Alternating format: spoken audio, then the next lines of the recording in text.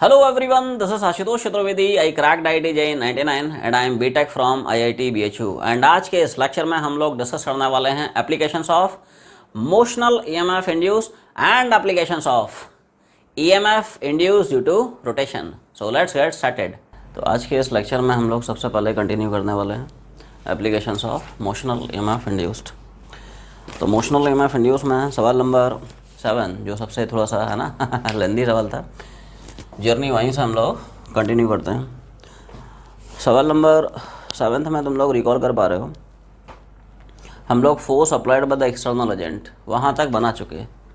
कहाँ तक? Force exerted by the external agent तक बना चुके थे. मतलब कुछ इस तरह का सेटअप था कि भाई ये रहा एक है ना रेक्टेंगुलर लूप, t बराबर 0 पे वो यहाँ से है ना एंट्री करना शुरू करता है. ये है ना t बराबर 0 पे यहाँ से एंट्री करना शुरू करता है और t बराबर t पे मान ले यहाँ कहीं आ चुका है. ठीक है.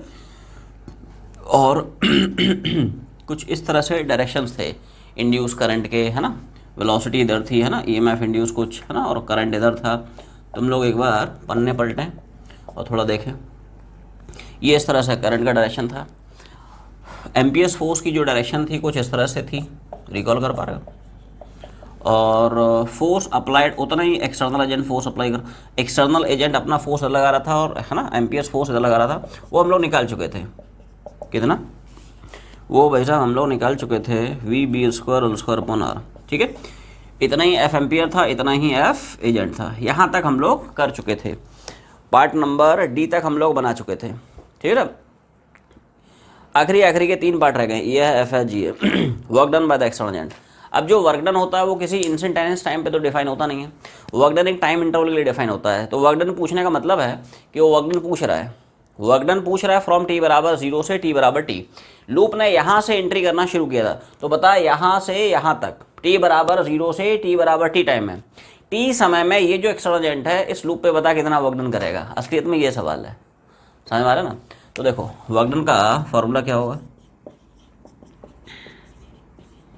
ठीक है. तो फोर्स आएगा, एक्सटर्नल एजेंट का वर्क डन पूछ रहा है तो उसी का फोर्स आएगा. डिस्प्लेसमेंट अभी देख लेंगे, डिस्प्लेसमेंट है ना क्या है, कैसे निकालते हैं. ध्यान से देखें. क्या थीटा तो मैं 0 देख रहा है. थीटा मतलब angle between direction of force and direction of displacement. क्या जिधर एक्सटर्नल एजेंट फोर्स लगा रहा है क्या उस डायरेक्शन लूप की डिस्प्लेसमेंट दिख रही है ना. जिधर डिस्प्लेसमेंट उस डायरेक्शन में फोर्स है. ठीक है. तो थीटा 0 दिख गई. तो बाकी सब तुम्हें दिख रहा है ना. एफ एजेंट कितना है वो देखो दिख रहा है ना. डिस्प्लेसमेंट बस है ना. डिस्प्लेसमेंट कैसे निकालें. तो ध्यान से देखें. क्या हमें दिया हुआ है कि लूप एक कांस्टेंट वेलोसिटी से ट्रैवल कर रहा है, या कह सकते हो कांस्टेंट स्पीड से ट्रैवल कर रहा है. लूप की सब जो स्पीड है वो यूनिफॉर्म है. मान ले अपने को v दे रखा है. तो क्या हम लोग फॉर्मूला चिपका सकते हैं डिस्टेंस बराबर स्पीड टाइम. ये सुनो. तो क्या लूप का t टाइम में डिस्प्लेसमेंट कैसे निकाला तुम चमका. ये सुनो. कितना डिस्टेंस चला d, कितनी स्पीड से चला v, समय यहाँ से तक कितना t. तो d की वैल्यू यहाँ पे चिपका दे. अब सारी वैल्यू डाल रहा हूँ तो वर्क डन हो जाएगा. फोर्स बाय एक्सटर्नल एजेंट बोल कितना है V/2 डिस्प्लेसमेंट हो गया VT cos 0 मतलब 1. ये सुनो समझ में आ गया. सारी वैल्यू चिपका दी. फोर्स कितना है इधर देख. तो फोर्स हो गया V/2 और डिस्प्लेसमेंट कितना हो गया या है ना डिस्टेंस कितना हो गया VT और cos 0 ऑफ कोर्स 1 है. तो एक्चुअली में अगले पार्ट का तुम्हारा आंसर ये है V² into T/R. This is work done by external agent on this loop from t बराबर 0 टू t बराबर t. किस इंटरवल का है. फ्रॉम t बराबर 0 टू t बराबर t. तो t समय में एक्सटर्नल एजेंट लूप पे इतना वर्क डन कर देगा. ये सब कंप्लीट करेंगे. उसके बाद we shall be starting with है ना the most important topic that is self induction. पहले सारे के सारे तुम्हारे सवाल उड़ाएंगे, उसके बाद हम लोग सेल्फ इंडक्शन पर अटैक करेंगे. इस पूरे के पूरे जो EMI का टॉपिक है उसमें 2 बहुत इंपॉर्टेंट कंसेप्ट हैं. एक है सेल्फ इंडक्शन, दूसरा है म्यूचुअल इंडक्शन. दोनों बहुत इंपॉर्टेंट है. ठीक है. नेक्स्ट पार्ट में पूछ रहा है power supplied by external agent. ठीक है. तो ये इंस्टेंटेनियस पावर पूछ रहा है कि पर्टिकुलर टाइम पे, जनरल टाइम पे बता ये जो एक्सटर्नल एजेंट है इस लूप को कितना पावर सप्लाई कर रहा है. Instantaneous power. तुम लोग याद आ रहा हो वर्क पावर एनर्जी में हम लोग 2 तरह के पावर पढ़े थे. एक इंस्टेंटेनियस पावर, दूसरा एवरेज पावर. रिकॉल कर पा रहे हो. इंस्टेंटेनियस पावर जो है फिक्स टाइम पे होता है, वही इंस्टेंटेनियस पूछ रहा है. एवरेज जो है 2 टाइम के बीच में डिफाइन कर रहा है. यहाँ पे पावर का सेंस है इंस्टेंटेनियस पावर. तो इंस्टेंटेनियस पावर देखो क्या है, कैसे निकालते हैं. क्या इंस्टेंटेनियस पावर का तुम लोगों को फॉर्मूला याद आ रहा है. आवाज़ नहीं आई. ये सुनो. Dot product of force and velocity. ये इंस्टेंटेनियस पावर होती है. एवरेज पावर निकालने के लिए total work done upon total time, वो दूसरा फॉर्मूला है, ये सुनो, याद आ रहा है, वर्क पावर एनर्जी हम लोग पढ़ चुके हैं अरे, ठीक है। तो इंस्टेंटेनियस पावर होती है dot product of force and velocity, तो एफ डॉट वी मतलब F into V into cos theta, किसकी वजह से पावर निकाल रहा है, force applied by external agent. तो जनरल टाइम में देख फोर्स कितना है, जनरल टाइम देख वेलोसिटी कितनी है, दोनों के बीच का थीटा कितना है, वैल्यू छाप रहा हूँ, सुनना ध्यान से। तो जनरल टाइम पे क्या एक्सटर्नल एजेंट जो फोर्स लगा रहा है उसकी वैल्यू ये है, और वेलोसिटी तो ऑफ कोर्स कांस्टेंट है, कोई शक नहीं है ना, वेलोसिटी क्या है इसकी कांस्टेंट है ना, तो किसी भी टाइम पे देख उतनी मिलेगी। और ध्यान से देख क्या थीटा 0 दिख रहा है ना, बोलना है ये सुनो, थीटा क्या है यहाँ पे, angle between force and velocity, इधर देख जिधर फोर्स लगा रहा है क्या उस डायरेक्शन में फ्रेम की वेलोसिटी भी है, तो कॉस थीटा मतलब क्या यहाँ पे 0 हो जाएगा, कॉस 0 1 हो जाएगा।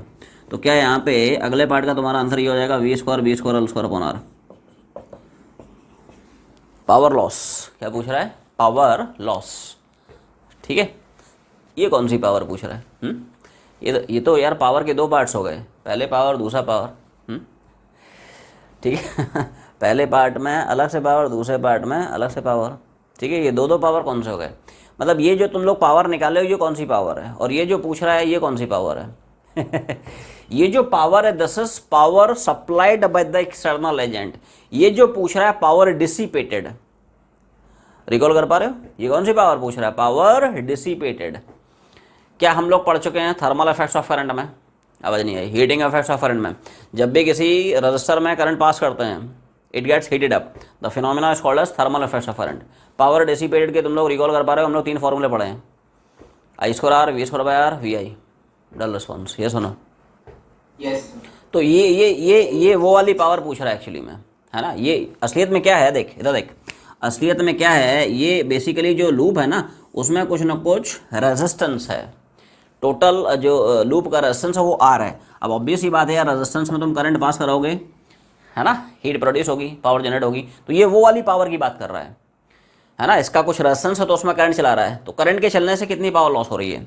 तो क्या पावर लॉस का हम लोग फॉर्मूला पढ़ चुके हैं, पावर लॉस का क्या ये फॉर्मूला पढ़ चुके हैं, तो चिपका दे आई स्क्वायर आर, आई कितना क्या हम लोग निकाल चुके हैं पिछले क्लास में, मतलब शायद ए या बी पार्ट में हम लोग निकाले थे, ठीक है। तो करंट का एक्सप्रेशन क्या हम लोग निकाल चुके हैं, V B L upon R, ये सुनो पिछले क्लास में कर चुके हैं, करंट और रेजिस्टेंस पूरे लूप का, पूरे लूप में करंट है ना, करंट कांस्टेंट है ना रे, करंट कोई वेरिएबल थोड़ी है, करंट कांस्टेंट है, वी कांस्टेंट है, बी कांस्टेंट है, एल कांस्टेंट है, आर कांस्टेंट है, और लूप का रेजिस्टेंस हो जाएगा भाई। तो ये तुम्हारे आखिरी पार्ट का आंसर है और ध्यान से देखें क्या दोनों के दोनों पावर बराबर दिख रही है, क्या दोनों के दोनों जो पावर हैं ये बराबर दिख रही हैं, power supplied by external agent and power that is lost V square L square upon R. मतलब एक्सटर्नल एजेंट लूप को जितनी भी पावर दे रहा है क्या it is completely lost as heat, ये सुनो, एक्सटर्नल एजेंट जो भी पावर सप्लाई कर रहा है कंप्लीटली लॉस हो जा रहा है in the form of heat. अब ये जो सवाल था आसान था, आवाज नहीं आई पहले बता ये जो सवाल नंबर 7 था, अभी तक तुमने कई सारे पार्ट्स बनाए, क्या आसान था कि नहीं, मतलब question would be you know much more interesting, मतलब थोड़ा सा लेवल बढ़ा रहा हूँ, है ना, एडवांस लेवल, सवाल जो है बहुत बेहतरीन हो जाता, शानदार हो जाता, जानदार ज़ोरदार हो जाता अगर इस वायर फ्रेम को एक्सटर्नल एजेंट कांस्टेंट वेलोसिटी ना चला के कांस्टेंट एक्सेशन चला देता, थोड़ी सी इसमें मैकेनिक्स घुसा देता बिना मैकेनिक्स से सुकून का है मतलब सवाल अच्छा कहाँ बनेगा, ठीक है। जैसे मान ले इसी में सवाल बोलता कि repeat this same problem if this wire frame is moving with the uniform acceleration, एक ऐसे लिख ले छोटा सा, सब लोग एक छोटा सवाल लिखें, repeat the above problem, repeat the above problem if the wire frame is moving with constant acceleration a। क्या तुम लोग डिफरेंस समझ पा रहे हो पिछले केस में और उस केस में, आवाज़ नहीं आई, पिछले केस में जो वायर फ्रेम था वो एक कांस्टेंट वेलोसिटी से ले जा रहा था, इस बार कांस्टेंट एक्सेशन चला रहा है, जैसे मान ले देख एवरीवन सी दिस, ठीक है। इस प्रोफाइल के एक्चुअली में कई सारे सवाल एडवांस में पूछे जा चुके हैं, है ना, तो थोड़ा सा फील करें क्या सवाल है। जैसे मान ले ये रहा तुम्हारा रीजन ऑफ यूनिफॉर्म, ठीक है ना, मैग्नेटिक फील्ड, और जो आपका फ्रेम है वो t बराबर 0 पे साहब एंट्री करना शुरू करता है, बाकी सारे पैरामीटर्स अपने को नोन है। मान ले साहब वायर फ्रेम का मास m है, ठीक है भाई, और इसको एक है ना कांस्टेंट एक्सेशन से ले जा रहा है, t बराबर 0 पे मान ले रेस्ट से स्टार्ट करता है और कांस्टेंट एक्सेशन से चला रहा है ना। ये साइड लेंथ मान ले, ठीक है, कुछ कुछ पकड़ लेते हैं, a है b है। जनरल टाइम पे मतलब जब when loop has partially entered into the region of magnetic field, general समय पे ये t बराबर 0 पे है, वो एंट्री करना शुरू कर रहा है। जनरल टाइम पे थोड़ा सा इट हैज़ पार्शियली इंटर्ड, ठीक है। मान ले जनरल टाइम पे कुछ x लेंथ लूप की एंट्री कर चुकी है मैग्नेटिक फील्ड रीजन में, ठीक है। तो जनरल टाइम पे सारी चीज़ें निकालनी। जनरल टाइम पे EMF पता कितना होगा, है ना। तो फटाफट है ना, अब जल्दी जल्दी उड़ाते हैं, ठीक है। जनरल टाइम पे EMF इंड्यूस कितना है, ठीक है। तो मैं मान लेता हूँ सब जनरल टाइम पे वेलोसिटी v है। क्या जनरल टाइम पे वेलोसिटी निकालने के लिए अब यहाँ पे इक्वेशन ऑफ मोशन चिपकाना पड़ेगा, as it is moving with constant acceleration. ये सुनो, मान ले एक्सेशन कांस्टेंट नहीं होता तो इक्वेशन ऑफ मोशन नहीं घुमा पाते, तो इंटीग्रेट करके निकालना पड़ता। तो मैकेनिक्स वो किसी भी फॉर्म में घुसा सकता है, ठीक है। एडवांस वाले मैकेनिक्स किसी भी फॉर्म में घुमा सकते हैं, टेंशन मत लेना, ठीक है। अप्रोच बिल्कुल क्लियर होना चाहिए, फंडे क्लियर, तो गाड़ी अटकेगी नहीं तुम्हारी, निकाल ले जाओगे, है ना। तो देखो जनरल टाइम पे वेलोसिटी निकालने के लिए मैं फर्स्ट इक्वेशन चिपका रहा हूँ, v बराबर u प्लस t। क्या इनिशियल लॉस 0 दिख रही है, सुनो। तो क्या जनरल टाइम पे वेलोसिटी हमने यहाँ से निकाल ली, इनिशियल लॉस 0, एक्सेशन है टाइम t, तो क्या जनरल टाइम पे वेलोसिटी आ गई। अब ध्यान से देख, इसको ऐसे सोच, तुम्हारे पास 4 रॉड्स हैं, 4 कनेक्टिंग रॉड्स हैं, ठीक है। आउट ऑफ दीज 4 रॉड्स 1 2 3, क्या ये 3 फोकट हो जाएंगे, इनमें कोई भी EMF इंड्यूस नहीं होगा। AB वाले में इसलिए EMF इंड्यूस नहीं होगा as it is outside the region of magnetic field. ये सुनो, अरे पहले मैग्नेटिक फील्ड तो ला ठीक है, तब तो EMF इंड्यूस कराएगा, VBL भी ही नहीं है, ठीक है ना। तो ये तो मैग्नेटिक फील्ड के बाहर है, इसमें कुछ नहीं होगा। क्या इन दोनों रॉड्स में इसलिए नहीं होगा as they are moving parallel to the runs. ये सुनो, दोनों के दोनों जो लेंथ है, रॉड्स की जो लेंथ है वो वेलोसिटी के पैरेलल है। ये देख, ये लेंथ वेलोसिटी के पैरेलल है, ये लेंथ वेलोसिटी के। तो यहाँ पे जो सेगमेंट BC और AD है, कौन सा BC और AD है, ये कुछ नया नहीं बता रहा हूँ, ठीक है। ये सवाल हम लोग पिछले क्लास में या उसकी पिछली क्लास में, है ना, डिस्कस कर चुके हम लोग, है ना। तो इनके लिए लेंथ है पैरेलल टू वेलोसिटी, कोई भी मोशनल EMF इंड्यूस नहीं हो पाएगा। ले देख के एक ही सेगमेंट मिलेगा, कौन सा CD। क्या यही अकेला सेगमेंट है जिसके लिए तीनों कोऑर्डिनेट्स म्यूचुअली परपेंडिकुलर VBL। ये सुनो ध्यान से देख, इसका लेंथ, इसकी वेलोसिटी, मैग्नेटिक फील्ड, इसलिए इसमें EMF इंड्यूस आपको मिल जाएगा, ठीक है। B और L तो ठीक है भाई, कांस्टेंट है। अब जिस टाइम पे EMF निकालना है उस टाइम की वेलोसिटी रखेगा। जनरल टाइम पे EMF इंड्यूस निकालना है, जनरल टाइम पे वेलोसिटी रखेगा। क्या जनरल टाइम पे वेलोसिटी हम लोग निकाल चुके हैं 80, तो V की वैल्यू यहाँ पे 80 चिपका दे। ये तुम्हारे पहले पार्ट का जवाब है। ऐसे 6-7 पार्ट और है पहले इतना छापें। अब देख, इसमें जो अगला पार्ट है, इसमें जनरल टाइम पे करंट पूछेगा। क्या पूछेगा, तो यार हम करंट क्या पढ़ते हैं, तो देखो। अच्छा, इस EMF इंड्यूस की पोलैरिटी भी तुम लोगों को पहले समझाता हूँ। EMF इंड्यूस का डायरेक्शन क्या होगा, घुमाओ रे। डायरेक्शन ऑफ इंड्यूस EMF क्या है, V क्रॉस V, घुमा। इसी रॉड में तो EMF इंड्यूस की पोलैरिटी लगेगी, है ना। वेलोसिटी इधर है, मैग्नेटिक फील्ड अंदर जा रहा है, घुमा। V क्रॉस V उस डायरेक्शन पॉजिटिव टर्मिनल छाप दे। V है, B है, खटाक खुचुक, समझ रहे ना V क्रॉस V। तो ऊपर की तरफ पॉजिटिव टर्मिनल लगेगा। और क्या हमें पता है, जो करंट होती है वो हमेशा बैटरी के पॉजिटिव टर्मिनल से ओरिजिनेट करती है। तो ये देखिए, ये करंट इस तरह से गुल गुल हो जाएगी। और इस करंट का जो मैग्नीट्यूड होगा, इस करंट की जो मैग्नीट्यूड होगा, ये सेकंड पार्ट है ना, पहला हो गया, अब दूसरे पार्ट पर आ रहे हैं। इंड्यूस करंट क्या होगा, EMF induce divide by R। General time पे करंट पूछा है तो जनरल टाइम पे EMF छाप दे। अब यहाँ पे EMF इंड्यूस कांस्टेंट नहीं है, it's a function of time. EMF induce is a function of time, समय का फंक्शन है। टाइम चेंज करेगा, EMF इंड्यूस विल चेंज। तो EMF इंड्यूस चेंज करेगा, करंट विल चेंज, ठीक है। तो जनरल टाइम पे करंट निकालने के लिए जनरल टाइम पे EMF इंड्यूस शब्द विच इज BLAT। कितना, BLAT। क्लियर है भाई, ये दूसरे पार्ट का जवाब है। थर्ड पार्ट पे आ जाए। तो नेक्स्ट हम पूछ रहा है एम्पियर्स फोर्स। तो पहले तो ये बता, एम्पियर्स फोर्स का एक्सप्रेशन क्या पढ़ते हो तुम लोग। एम्पियर्स फोर्स का जो एक्सप्रेशन है, it is IDL cross B। Vector form में क्या पढ़ता है, इट इज, ठीक है साहब, okay, IDL cross B। Okay, समझ आ रहा है। अब देखो, ध्यान से देखें, ये वाली जो साइड है तो फोकट है, it will not experience any ampere's force as it is outside the region of magnetic field. अरे फील्ड नहीं है, किस बात का फोर्स, ठीक है। तो ये जो AB साइड है, it is outside the region of magnetic field. यहाँ पे कोई मैग्नेटिक फील्ड नहीं, तो किस बात का फोर्स, कोई शक नहीं, ठीक है ना। अब देखो, अब आपके पास बचे सेगमेंट्स BC और सेगमेंट AD। तो BC और AD में क्या होगा, force are equal in magnitude opposite direction. देखो नो डाउट इस वायर का भी लेंथ है ना मैग्नेटिक फील्ड के परपेंडिकुलर, क्या हम लोग पढ़ चुके हैं, as long as length is normal to magnetic field, force कितना होता है BL, है ना। और इसकी भी लेंथ क्या है, मैग्नेटिक फील्ड के नॉर्मल है, लेकिन डायरेक्शन डायरेक्शन डायरेक्शन तो DL क्रॉस B, DL हमेशा हम किधर लेते हैं, लॉन्ग डायरेक्शन ऑफ करंट। तो पहले अपर वाले के लिए आ जाए, पहले लोअर वाले के लिए आ जाए, है ना। लोअर वाला ठीक ठाक दिख रहा है, तो इसके लिए DL इधर आएगा in the direction of current, घुमाओ रे DL की तरह, B की तरह, आवाज़ नहीं आई। ये देख DL DL DL in the direction of current, magnetic field अंदर जा रही है, घुमा DL क्रॉस B हो रहा है। ये DL है, ये B है, DL की डायरेक्शन मोड कर ले, DL से B की तरह घुमा दे, ऊपर ही तो आ रहा है। तो क्या इसके लिए FMPS ऐसे देख रहा है। अब घुमा अपर वाले के लिए DL क्रॉस B, घुमा, क्या एग्जैक्टली वर्टिकल डाउनवर्ड्स दिख रहा है। ये देखिए ये DL है और ये B अंदर जा रहा है, DL क्रॉस B हो रहा है, खचाक खुचुक हो रहा है।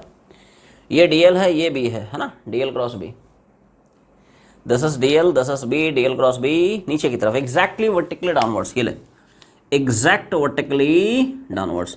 तो ये forces equal in magnitude opposite in direction, cancel out. ले देख के सिर्फ एक सेगमेंट बच रहा है, कौन सा, CD, है ना। तो CD वाले के लिए तुम डायरेक्टली लिख सकते हो F एम्पियर एज IBL, क्योंकि ध्यान से देखें, ठीक है, क्या L और B परपेंडिकुलर देख रहे हैं। ये देख लेंथ है, मैग्नेटिक फील्ड है, हो रहा है, ये क्या है लेंथ और ये क्या है, मैग्नेटिक फील्ड है, ठीक है। तो जनरल टाइम पे तो मैं एम्पियर्स फोर्स निकालना है, तो जनरल टाइम की करंट डालनी पड़ेगी, और जनरल टाइम की करंट क्या हमारे पास आ चुकी है, ये देखो this is current as a function of time, current flowing in the loop as a function of time, general time की करंट चिपका रहा हूँ।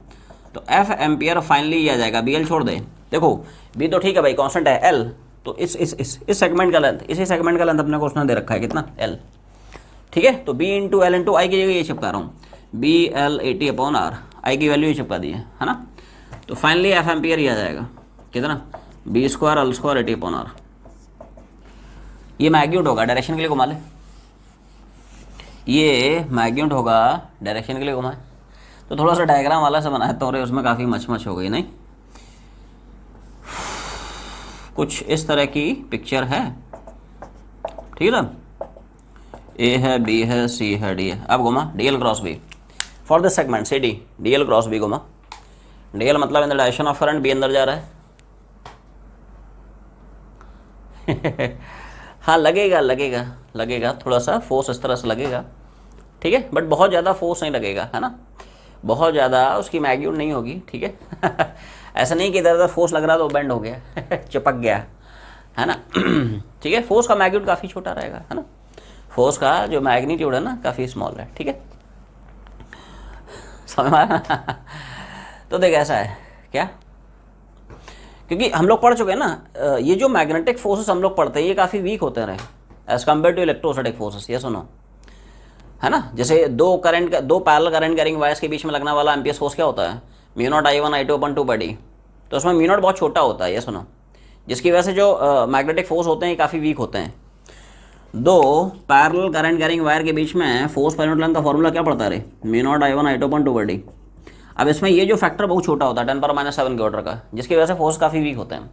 मैग्नेटिक फोर्स वैसे ही बहुत वीक होते हैं as compare to electrostatic forces, है ना, तो उतना अप्रिशिएबल, ठीक है, बेंडिंग नहीं होगी वहाँ पे, है ना, ठीक है। तो अब देख, अब घुमा DL क्रॉस B, ये देख DL इधर, अभी इधर DL in direction of current, magnetic field अंदर हो रहा है, DL B खचाक खुचुक इधर, तो ये मैग्नीट्यूड होगा और ये डायरेक्शन होगा। और क्या जितना फोर्स CD पे लगेगा, क्या पूरे के पूरे वायर फ्रेम पे भी उतना ही फोर्स लगेगा, बिकॉज बाकी तीनों तो वैसे ही फोकट है, तो जितना इस सेगमेंट पे लग रहा है उतना ही पूरे लूप पे भी लग रहा है, ठीक है। तो पूरे लूप पे इतना फोर्स लगेगा, ऐसा डायरेक्शन में लगेगा। नेक्स्ट जो पार्ट है इट इज वेरी इंटरेस्टिंग। अब यहाँ पे ये जो वायर फ्रेम है इसको साहब उसको कांस्टेंट एक्सेशन से ले जाना है, तो बता एक्सटर्नल एजेंट को कितना फोर्स लगाना पड़ेगा, ये इंटरेस्टिंग पार्ट है। मैं मान लेता हूँ एक्सटर्नल एजेंट को कुछ F एजेंट फोर्स लगाना पड़ रहा है। पिछले केस में क्या था, वेलोसिटी कांस्टेंट थी, एक्सेशन 0 था, नेट फोर्स 0 था, फोर्स बैलेंस थे, F एम्पियर जितना उतनी F एजेंट। यहाँ पे ऐसा नहीं है, एक्सेशन ले जा रहा है, तो क्या इसके फ्री बॉडी डायग्राम की एफबीडी की इक्वेशन तो मैं चमकी। अब थोड़ी सी मैकेनिक्स घुसा दी इसमें। ये सुनो, जब तक सवाल में मैकेनिक्स ना आए, है ना, तब तक जीवन में सुकून नहीं मिलता, मतलब दिल को सुकून नहीं मिलता है। ठीक है, तो ध्यान से देख, जिधर एक्सेशन क्या उस डायरेक्शन में फोर्स, फॉरवर्ड डायरेक्शन में फोर्स हो जाएगा F agent minus F ampere will provide mass into acceleration to the loop. ये सुनो, पुराने फंडे एनएलएम के फंडे, ये सुनो, न्यूटन्स लॉस ऑफ मोशन के फंडे, समझ में आ रहा है तुम लोगों को। नेट फोर्स फॉरवर्ड डायरेक्शन कितना होगा, 10 minus 10 will provide mass into acceleration, पुरानी बातें हैं। ठीक है, तो अब एफ एम्पियर क्या हम लोग निकाल चुके हैं, चिपका दे, यहाँ से एफ एजेंट निकल आएगा, ये फंडा है ना। तो देखो एफ एजेंट हो जाएगा F ampere plus M A, तो एफ एजेंट हो जाएगा एफ एम्पियर, बोल जनरल टाइम पे है ना, तो जनरल टाइम पे एफ एम्पियर कितना निकाला है, तो जो भी निकाला वो चिपका दे। तो एक्चुअली में ये तुम्हारे अगले पार्ट का जवाब है कि जनरल टाइम पे एजेंट जो फोर्स लगाएगा वो ये है।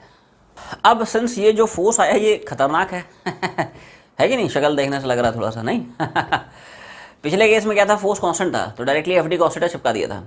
क्या ध्यान से देखें, फोर्स वेरिएबल है, तो क्या वर्क डन इंडिकेट करके निकालना पड़ेगा। आवाज़ नहीं आई, टाइम का फंक्शन है ना रे।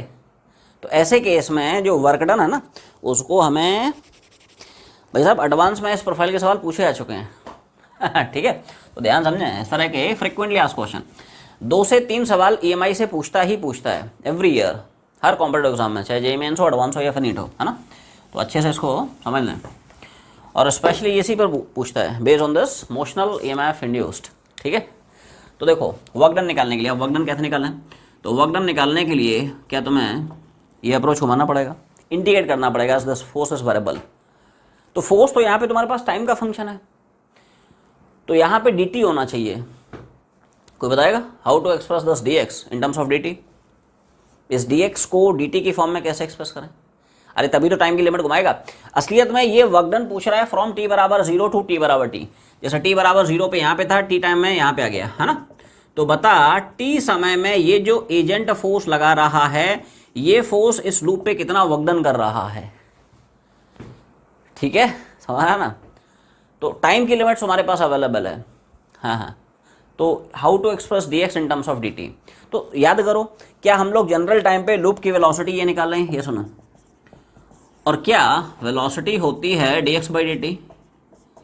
मैकेनिक्स घुसा रहे ठीक है, जब तक बिना मैकेनिक्स के जीवन में मजा कहाँ रहे फिजिक्स में। ठीक है, सब कुछ तो मैकेनिक्स ही है। ये सुनो, जनरल टाइम पे लूप की वेलोसिटी है 80, और वेलोसिटी होती क्या है dx बाई dt। यहाँ से you can represent dx as a function of dt, यहाँ से क्या dx अपना आ गया 80 dt। अब सारी वैल्यू तुम लोग चिपका सकते हो। तो इंटीग्रेशन ऑफ जनरल टाइम में बोलो फोर्स कितना है, B square L square 80/r plus, ठीक है साहब, और dx की वैल्यू ये चिपका रहा हूँ, बोलो भाई। और टाइम की लिमिट क्या मैं चिपका सकता हूँ 0 से t, या सुनो किस इंटरवल में वर्क पूछ रहा है, फ्रॉम t बराबर 0 टू t बराबर t, तो 0 से t के इंटरवल में एक्स्ट्रा एजेंट जो है लूप पे कितना वर्क डन करेगा वो निकल आएगा। क्या इंटीग्रेशन कर पाओगे या बैठे रहोगे, ये ठीक है। कर पाएगा रे इंटीग्रेशन, क्या बोलते हैं उसको, तुम्हारे बाएं हाथ के क्या बाएं उंगली के बाएं पोर्शन का खेल है मतलब। तो देख ऐसा है, एक कांस्टेंट बाहर निकाल ले, बी स्क्वायर अल स्क्वायर ए कितना टी स्क्वायर, और ये कितना हो जाएगा, एक कांस्टेंट था बाहर निकाल लिया और टी से अंदर मल्टीप्लाई कर दिया, बी स्क्वायर अल स्क्वायर ए और टी स्क्वायर हो गया, है ना, और इधर टी हो गया। तो बड़ा आसान सा ही इंटीग्रेशन मिलेगा तुम्हें।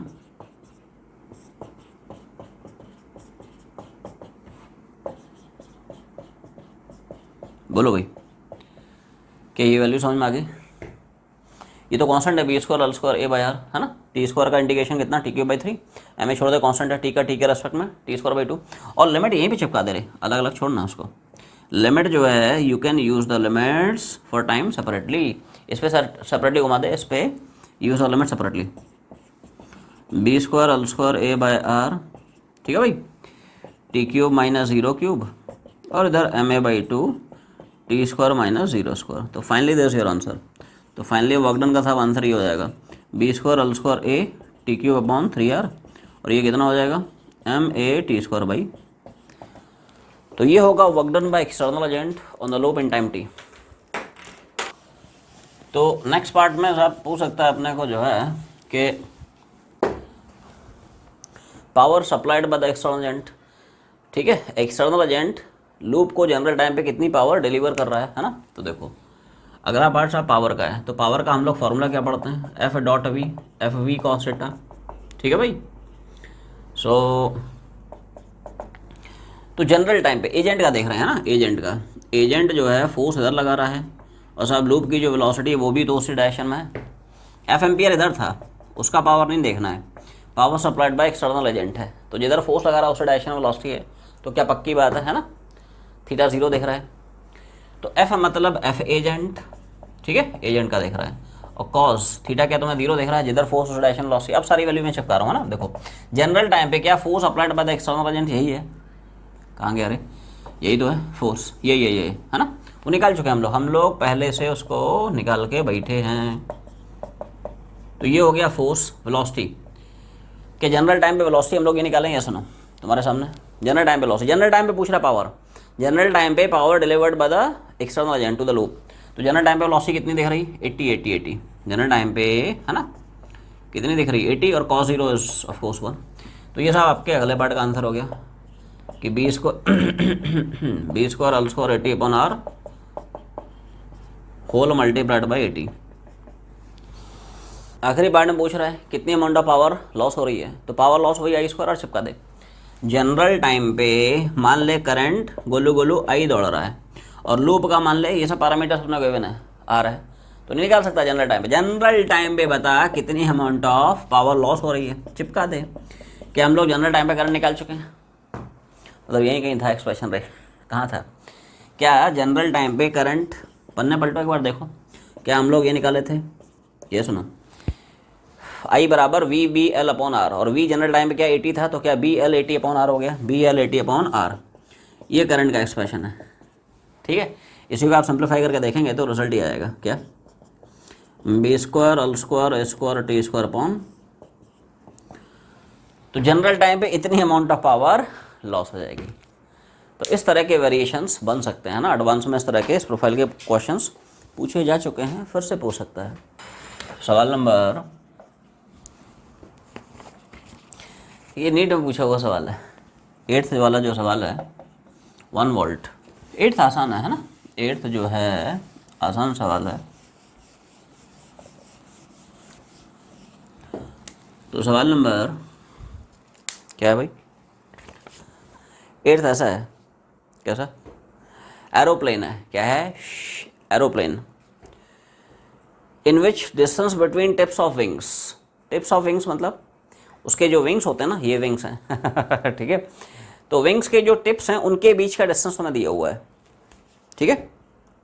It is flying horizontally at a speed of this vertical component of magnetic field इतना, potential difference between tips of wings, ठीक है। तो सब लोग थोड़ा देखें, मैं तुम लोगों को एरोप्लेन दिखा रहा हूँ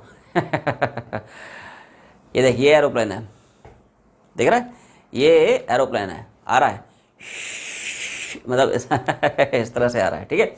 मान ले this aeroplane is flying horizontally, और ये इसके मान ले विंग्स हैं, विंग्स के ये टिप्स हैं, ये देख ये टिप्स हैं, एक ये, ठीक है, टिप्स मतलब उसके जो एंड पॉइंट्स हैं, ऐसा है। तो बता अगर ये हॉरिजॉन्टली फ्लाई कर रहा है, ठीक है, तो बता इसके इन टिप्स के बीच में, है ना, विंग्स के जो टिप्स हैं उनके बीच में कितना अमाउंट ऑफ ईएमएफ इंड्यूस होगा, ठीक है। तो ध्यान से देखें, क्या यहाँ पे असलियत में ये कंडक्टर हुआ, ये जो विंग्स हैं, और ये कंडक्टर की वेलोसिटी ऐसे हुई, और मैग्नेटिक फील्ड का वर्टिकल कंपोनेंट है, ऊपर ले लो नीचे ले लो, उससे कोई फर्क नहीं पड़ता है। क्या ध्यान से देख, इसके लिए तीनों क्वांटिटीज म्यूचुअली परपेंडिकुलर दिख रही हैं, इसलिए ईएमएफ इंड्यूस चिपका सकता है वीबीएल। ये देख लेंथ, ये वेलोसिटी मतलब मतलब इस तरह से ऐसे भाग रहा हॉरिजॉन्टल, तो ये लेंथ ये वेलोसिटी परपेंडिकुलर ना रे, ये देख ये मैग्नेटिक फील्ड, तो लेंथ है ना मैग्नेटिक फील्ड के नॉर्मल है, मैग्नेटिक फील्ड वेलोसिटी के नॉर्मल है, वेलोसिटी फर्दर लेंथ के नॉर्मल है, इसलिए यहाँ पे डायरेक्टली चिपका सकते हो ईएमएफ इंड्यूस एज वीबीएल। तो यहाँ पे सिंस तीनों क्वांटिटीज म्यूचुअली परपेंडिकुलर हैं तो डायरेक्टली घुमा सकता है। अब क्या है यहाँ पे सवाल उसने थोड़ा आसान कर दिया है, नीट का सवाल है ना, तो उसने दे दिया है, ठीक है, कि साहब मैग्नेटिक फील्ड की वर्टिकल है, ठीक है। लेकिन अगर यही मेंस का सवाल होता तो पता है तो मैं कंफ्यूज कर देता, उसमें दोनों कंपोनेंट देता है, बोलता साहब हॉरिजॉन्टल कंपोनेंट इतना है और वर्टिकल कंपोनेंट इतना है, ठीक है। और मान लो यही एडवांस का सवाल होता तो पता है ये सब नहीं देता, तो मैं टोटल मैग्नेटिक फील्ड देता, एंगल ऑफ डेप्थ देता, अपना अपना लेवल है सबका है ना। इसी में मान ले बोलेगा साहब टोटल मैग्नेटिक फील्ड ये है और एंगल ऑफ डेप्थ ये है, तो तुम्हें अब vertical compound of magnetic field निकालनी पड़ती है ना, ये वर्टिकल। तो vertical compound of magnetic field कितनी होती है, बी साइन थीटा। ये सुनो, हॉरिजॉन्टल कंपाउंड होता है बी कॉस थीटा, एच बराबर क्या पड़ता है, बी कॉस थीटा। ये सुनो, एच की वैल्यू हम लोग क्या पढ़ते हैं, इट इज बी का cos theta, total magnetic field, theta angle of depth, और वर्टिकल कंपाउंड क्या पढ़ते हैं, बी का साइन थीटा। तो ऐसे इसमें सवाल बन सकते हैं। तो अपने को वो पता होना चाहिए कि मैग्नेटिक फील्ड का कौन सा कंपाउंड ईएमएफ जनरेट करेगा और कौन सा नहीं करेगा, क्यों नहीं करेगा, क्यों करेगा, है ना। जैसे मान लो तुम सोचो कि साहब यहाँ पे अर्थ का जो हॉरिजॉन्टल कंपोनेंट है ये क्यों नहीं कोई ईएमएफ इंड्यूस करा रहा है, तो ध्यान से देखें, एवरीवन सी दिस, ऐसे जा रहा है। अच्छा, हॉरिजॉन्टल कंपोनेंट क्या हम लोग पढ़ते हैं, जीएस टू जीएन, खटैक। ये सुनो, फील कर, कोई रट्टा थोड़ी मारना है भाई फॉर्मूला रटना थोड़ी कि वर्टिकल कंपोनेंट से ही मैग्नेटिक फील्ड इंड्यूस होता है, ईएमएफ इंड्यूस होता है, ठीक है ना। Horizontal component of first magnetic field किधर होता है, जीएस टू जीएन। भाई साहब ये वेलोसिटी है, ये मैग्नेटिक फील्ड है, तो क्या वी क्रॉस भी वहीं निपट जाएगा, जीरो हो जाएगा, ईएमएफ इंड्यूस कहाँ से आएगा, है ना। फील कर, एवरीवन सी दिस, अगर आप हॉरिजॉन्टल कंपोनेंट की वजह से ईएमएफ इंड्यूस निकालने की कोशिश करते हैं, डी इंड्यूस होता क्या है, DL dot V cross B, क्या जैसे ही इसको खोलेगा, है ना, डी इंड्यूस क्या होगा, A into B into cos theta. अब ये जो थीटा हुआ, ये जो थीटा आपको देख रहा है वी और बी के बीच का थीटा, ये उड़ जाएगा। Horizontal component of first magnetic field किधर होती है, जीएस टू जीएन, ध्यान से देखना, horizontal component of first magnetic field, ये देख, तो वेलोसिटी इधर है प्लेन की, लेकिन horizontal component GS to GN, ये नॉर्थ है, ये साउथ है, ये तो ये वी है, ये बी है, क्या दोनों के बीच का जो थीटा देख रहा है वो 180 देख रहा है, और ये थीटा अगर 180 हो जाएगा, if this theta is 180, sine 180 0 हो जाएगा, ईएमएफ निपट जाएगा। तो ये फंडा है कि जो हॉरिजॉन्टल कंपोनेंट है कोई भी ईएमएफ जनरेट नहीं करेगा, सिर्फ वर्टिकल कंपोनेंट ही करेगा, है ना। तो ये थोड़ा सा ध्यान रखें, ऐसे इसमें वेरिएशंस बन सकते हैं, सिर्फ वर्टिकल की वजह से आएगा, है ना। तो अपने को सिर्फ वी बी, बी मतलब वर्टिकल कंपाउंड इनटू एल। अब थोड़ा सा डेटा में आ जाए, इसमें जो वेलोसिटी अपने को दे रखा है 360 किलोमीटर पर आ रहा है, किलोमीटर पर आवर से मीटर पर सेकंड जाने के लिए किससे मल्टीप्लाई करते हैं, बोल, आवाज़ नहीं आई। बाकी तो खैर है ना, सब जो है एम के सिस्टम में उसने दे रखा है, वेबर पर मीटर स्क्वायर मतलब टेस्ला में ही है, हो जाएगा भाई। और एल मतलब क्या हो जाएगा, एल मतलब क्या हो जाएगा, distance between tips of wings, wings के ये जो टिप्स हैं उनके बीच का डिस्टेंस, है ना। तो एल की वैल्यू यहाँ पे distance between tips of wings कितना, तो ये सारी वैल्यू चिपका दी, ईएमएफ इंड्यूस निकल आएगा। तो वी हो गया, बी हो गया, तो इसी को सिंप्लीफाई करके देखेगा, ठीक है। अच्छा सवाल है, सवाल नंबर 9, बेहतरीन सवाल है, ठीक है, आसान भी है, ठीक है। देख, तो इसमें कुछ इस तरह का अपने को उसने एक सेटअप दे रखा है कि साहब एक कैपेसिटर है, उसके दो प्लेट्स हैं एम और एन, है ना, और ये एक स्लाइडर है, लेट्स से पीक्यू है, और ये जो स्लाइडर इस तरह से वी की वेलोसिटी से भाग रहा है ना, और ये रहा आपका मैग्नेटिक फील्ड रीजन, ये अपना मैग्नेटिक फील्ड का रीजन रहा। इसमें से दो प्लेट्स हैं एम और एन, है ना, तो इसमें से कौन सा पॉजिटिवली चार्ज होगा, कौन सा नेगेटिवली चार्ज होगा। तो फंडा बड़ा आसान है, यहाँ पे ध्यान से देखें, कंडक्टर के लिए तीनों क्वांटिटीज म्यूचुअली परपेंडिकुलर है, इसका लेंथ, इसकी वेलोसिटी, मैग्नेटिक फील्ड, तीनों परपेंडिकुलर, तो ईएमएफ इंड्यूस हो गई होगा, है ना। लेंथ, वेलोसिटी, मैग्नेटिक फील्ड तीनों परपेंडिकुलर होना चाहिए, ठीक है। ईएमएफ इंड्यूस डायरेक्शन के लिए घुमा ले, वी क्रॉस बी, घुमाओ रे, ये वी है और बी अंदर जा रही है, वी बी, खचाक खुचुक हो रहा है, दस वी 10 बी हो रहा है, ऊपर की तरफ, ऊपर की तरफ, तो है ना, ईएमएफ इंड्यूस्ड, क्लियर है। अब ध्यान से देखें, अब थोड़े से कैपेसिटर के फंडे लगेंगे। जैसे बैटरी को तुम रजिस्टर के क्रॉस कनेक्ट कराते हो तो बैटरी उसको करंट सप्लाई करता है, ऐसी बैटरी के अक्रॉस तुम कैपेसिटर अगर कनेक्ट करा देगा तो बैटरी उसको चार्ज सप्लाई करता है। तो यहाँ पे battery will supply some charge to this capacitor, plus Q आया, माइनस क्यू इंड्यूस हुआ, प्लस क्यू भाग गया, खटाक। ये तो सिंपल सर्किट हो गया ना, जिसमें एक कैपेसिटर एक बैटरी है। तो जैसे ही यहाँ पे है ना तुम उसको रॉड को चलाओगे वैसे ही यहाँ पे कैपेसिटर चार्ज हो जाएगा, ठीक है, पॉजिटिव चार्ज भागेगा पॉजिटिव टर्मिनल से, प्लस क्यू आया, माइनस क्यू इंड्यूस हुआ, प्लस क्यू भाग गया। क्लियर है? तो क्या पक्की बात है, जो प्लेट M है पॉजिटिव चार्ज होगी, जो प्लेट N है वो नेगेटिव चार्ज होगी। ये तो मेंस का लेवल हो गया। अब इसमें और एडवांस लेवल पूछ सकता है, ठीक है, इसमें एडवांस लेवल में पूछ सकता है, बता कितना चार्ज आएगा। मतलब अगर मैं यहाँ पे तुम्हें सारे पैरामीटर्स दे देता हूँ कि साहब कैपेसिटेंस इतना है, इसमें अगर मैं तुम्हें सारे पैरामीटर्स दे देता हूँ कि साहब कैपेसिटेंस इतना है, रॉड का लेंथ इतना है ना, वेलोसिटी इतनी, मैग्नेटिक फील्ड इतना है, समझ में आ रहा ना। तो बता कैपेसिटर पे कितना अमाउंट ऑफ चार्ज इंड्यूस होगा, समझ पा रहे हो। तो उसके लिए जस्ट यूज केवीएल, क्या कर केवीएल घुमा दे। थोड़ा ध्यान से अगर देखें तो क्या आपको जो सर्किट है वो ऐसे ही तो दिख रहा है। ये सुनो, ये ईएमएफ है और ये कैपेसिटेंस है, ठीक है, ये प्लस क्यू ये माइनस क्यू। केवीएल घुमा रहा हूँ, केवीएल किरचॉफ्स वोल्टेज लॉ। क्या क्वेश्चन चमकी, आवाज़ नहीं आई। Lower minus higher minus C, इसका higher minus lower plus Q by C. What is the potential difference across capacitor, V बराबर क्यू बाई सी।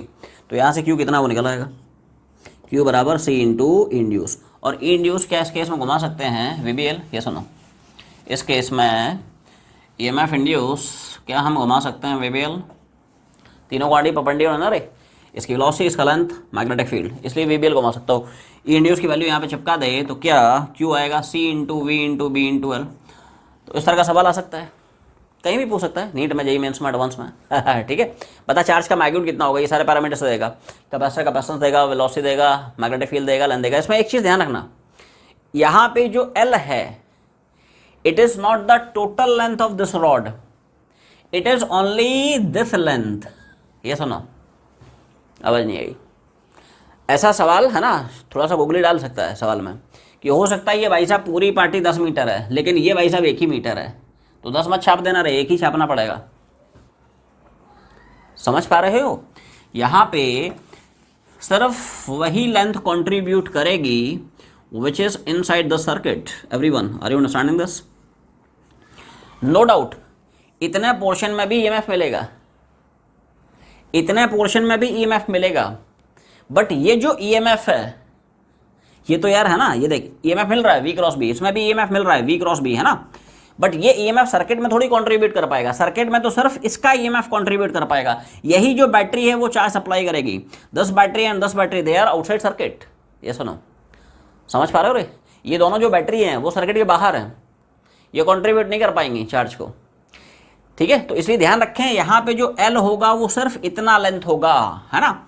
ये मान ले टोटल लेंथ कैपिटल एल है, ये स्मॉल एल, तो आपको स्मॉल एल डालना है, ठीक है। ये छोटी छोटी बातें हैं, बड़े बड़े सवाल में काम आएंगे। छाप ले, सवाल नंबर जो 10 है, ये भी नीट में पूछा हुआ सवाल है, बन गया होगा आसान है।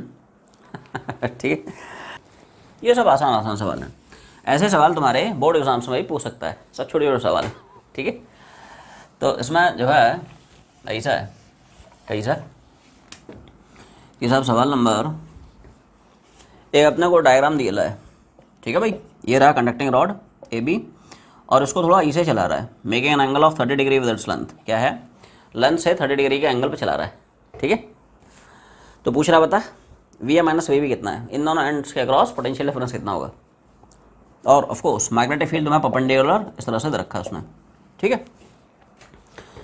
देखो ये तो डायरेक्टली फार्मूला घुमा सकते हो, हम लोग इसका तो डायरेक्टली फार्मूला ही पढ़ चुके हैं, V B L sine theta. ये सुनो, जब भी रॉड अपने है ना, जब भी रॉड अपनी लेंथ से किसी एंगल पे जाता है, याद है, किसी एंगल पे जाता है, रॉड जो है किसी थीटा वीटा पे कुछ इस तरह से जाता है, याद आ रहा है।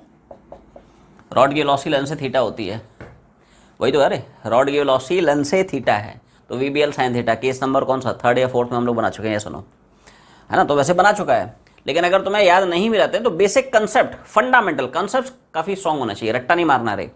यहाँ पे ध्यान से देख, वेलोसिटी की बैंड वजह वी का ये हो जाएगा वी कॉस 30, और क्या वी का हो जाएगा वी साइन 30। क्या वी का कॉस 30 कॉम्पोनेंट फोकट हो जाएगा, will not produce any EMF. ये सुनो, ठीक है, क्योंकि वेलोसिटी का ये कॉम्पोनेंट लेंथ के पैरेलल है, will not induce, will not produce any EMF. Velocity का ये जो कॉम्पोनेंट है इसी की वजह से तीनों कॉम्पोनेंट परपेंडिकुलर हैं, वेलोसिटी, लेंथ, मैग्नेटिक फील्ड, तो इसी से आपको ईएमएफ इंड्यूस मिलेगा, ठीक है। वेलोसिटी का कॉसेटे कंपोनेंट कोई भी ईएमएफ इंड्यूस नहीं हो पाएगा।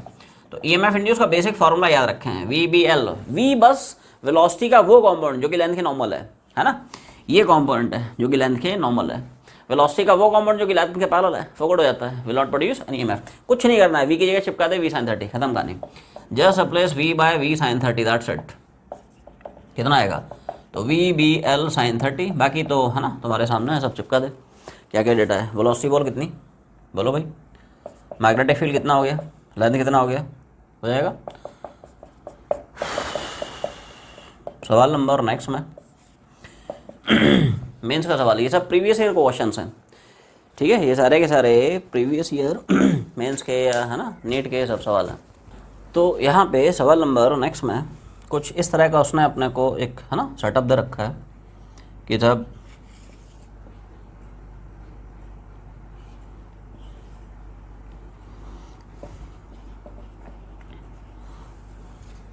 और मैग्नेटिक फील्ड इस रीजन में है ना, यहाँ पे इस जनरल टाइम पे इस तरह की कुछ सिचुएशन है।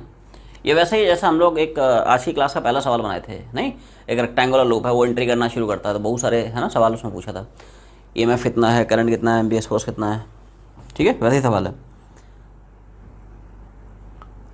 पूछ रहा है current in this 5 ohm resistor कितना है। इस पूरे के पूरे वायर फ्रेम का रेजिस्टेंस तो मैं दे रखा है, ठीक है साहब। तो किसी में भी पूछे इस ब्रांच में करंट, इस ब्रांच में, वो तो एक ही लूप है, एक ही करंट बैठेगा, ठीक है। तो आसान भाषा में they are asking current flowing in this, ठीक है, वायर फ्रेम। तो ध्यान से देखें, पहले ईएमएफ इंड्यूस निकालते हैं, उसके बाद ही तो करंट आएगा, ई बराबर ई वायर, ठीक है, ओम्स लॉ। तो यहाँ पे ध्यान से देखें, क्या इस सेगमेंट में कोई भी, राइट, जैसे नामकरण कर देते हैं, ए है, बी है, सी है, डी है, क्या सी डी में कोई भी ईएमएफ इंड्यूस नहीं हो पाएगा, नहीं, as it is outside the region of magnetic field. अरे बी ही नहीं है तो ईएमएफ इंड्यूस कहाँ से आएगा, ठीक है। अच्छा, इन दोनों के लिए ईएमएफ इंड्यूस क्यों नहीं हो पाएगा, as their length are parallel to their velocity, ऐसा नो, इस length velocity parallel, length velocity parallel. तो ये जो सेगमेंट है बीसी है या फिर डीए है, इनके लिए लेंथ और वेलोसिटी पैरेलल है, no EMF will be induced. हाँ, एक ही आपको सेगमेंट दिख रहा होगा, दैट इज 10 ए बी के लिए तीनों क्वांटिटीज परफेक्ट हैं। परफेक्ट मतलब परपेंडिकुलर है, इसकी लेंथ, इसकी वेलोसिटी, मैग्नेटिक फील्ड, ये सुनो। तो यहाँ पे ए बी के लिए अगर आप ध्यान से देखें, तीनों चीज़ें म्यूचुअली परपेंडिकुलर हैं, इसलिए इसी सेगमेंट आपको ईएमएफ मिल पाएगा। घुमा direction, V cross B, velocity इधर है, मैग्नेटिक फील्ड इधर है, ये सुनो, वी इधर है, बी इधर है, खचाक कुछ, वी क्रॉस बी ऊपर है ना, तो वी क्रॉस बी ऊपर लगेगा, तो उसे डायरेक्शन पॉजिटिव टर्मिनल चिपका दे। हमेशा ध्यान रखें, करंट हमेशा निकलती है from positive terminal of the battery, क्या, तो करंट ऐसा जाएगा, इस तरह से पॉजिटिव टर्मिनल ऑफ बैटरी से जाएगा, ठीक है। अब सवाल पे आते हैं, अब जो है सवाल पे आ जाते हैं।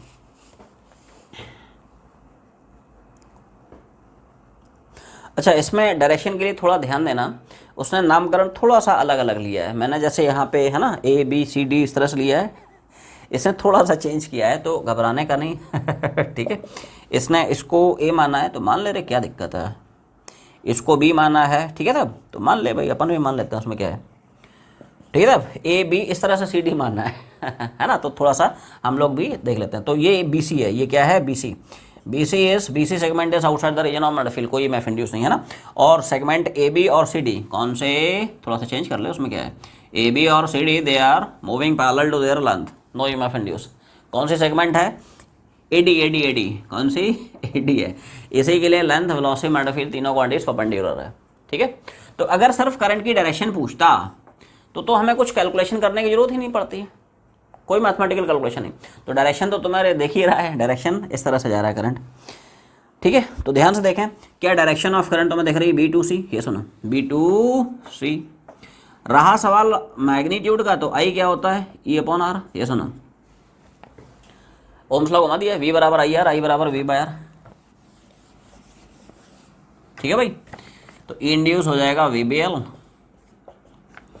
छाप दे वैल्यूज है ना। तो वेलोसिटी कितनी बोलो, 0.2, मैग्नेटिक फील्ड अपने को कितना गिवन है, 5 × 10⁻², और लेंथ, ध्यान रखें, हो सकता है तुम्हें ये भी लेंथ दे दे और ये भी लेंथ दे दे, तो हमें कौन सी लेंथ पिक करनी है, ये वाली चूज़ करनी है, ये लेंथ, इससे अपने को कोई मतलब नहीं, तो ये वाली लेंथ अपने को पकड़नी है, कितनी गिवन है, 0.3, डेटा पकड़ना, डायग्राम में it is given to us this length is 0.3 metre, है ना, तो यही वाली पकड़नी है, ये लेंथ या फिर ये लेंथ, है ना, और डिवाइड बाय पूरे के पूरे वायर फ्रेम का रेजिस्टेंस कितना है, इट इज़ 5 ओम, कितना है, तो इसी को आप सिंप्लीफाई करके देखेंगे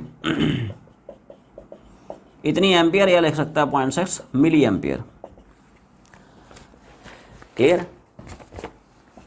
सवाल नंबर 12, ये भी मेंस में पूछा हुआ सवाल है, आखिरी वाला भी अच्छा सवाल है, आखिरी वाला जो है ज़बरदस्त सवाल। ये देख सवाल नंबर, बेहतरीन सवाल है। ये मान ले दो मैग्नेट्स हैं अपने पास, ठीक है साहब, ये नॉर्थ पोलू है, साउथ पोलू है, नॉर्थ पोलू साउथ पोलू, ठीक है, इनके बीच में ये कंडक्टर है, उसने चार अलग अलग डायरेक्शन आपको शो करा रखी हैं, पी है, क्यू है ना, और एम है और एल है, ठीक है। एम का मतलब वर्टिकली अप है, एम का मतलब वो थोड़ा सा 3D में डायग्राम अपने को दिया हुआ है, 2D में चिपका दिया है ऐसा, ठीक है। तो यहाँ पे अगर आप थोड़ा ध्यान से देखें तो जो मैग्नेटिक फील्ड आपको दिख रही है क्या, तो मैग्नेटिक फील्ड हम सबको पता है नॉर्थ से साउथ है। अब इन चारों डायरेक्शंस में से P, Q, L या M कंडक्टर को किस डायरेक्शन में चलाओ सो दैट उसमें EMF इंड्यूस मिल जाए। तो आपको सिर्फ ये पकड़ना है कि इस केस के लिए तीनों पैरामीटर्स परपेंडिकुलर हैं। समझ पा रहे हो? जैसे जैसे जैसे जैसे जैसे जैसे जैसे इंड्यूस का फॉर्मूला हम लोग क्या पढ़ते हैं, बोलो, induce is DL dot V cross V। तो यहाँ पे इंड्यूस हो जाएगा